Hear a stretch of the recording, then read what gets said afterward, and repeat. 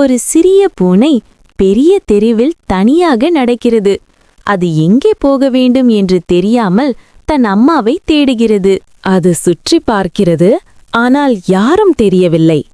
அது பயந்து மெதுவாக மியாவ் என்று அழைக்கிறது.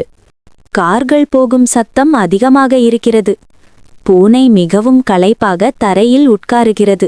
சில நிமிடங்களுக்குப் பிறகு ஒரு சிறிய பெண் அங்கே வருகிறாள். அவள் பூனையை பார்த்து மெதுவாக அருகில் செல்கிறாள். அவள் மெதுவாக பேசுகிறாள். பூனை பயப்படாதபடி. பூனை பெரிய கண்களால் அவளை பார்க்கிறது.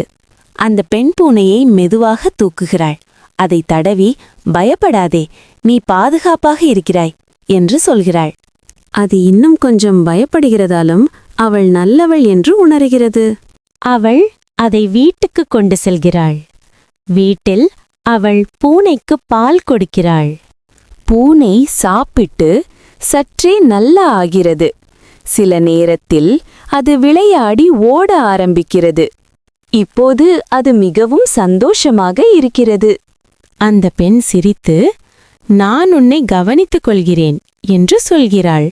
பூனை இனி தனியாக இல்லை.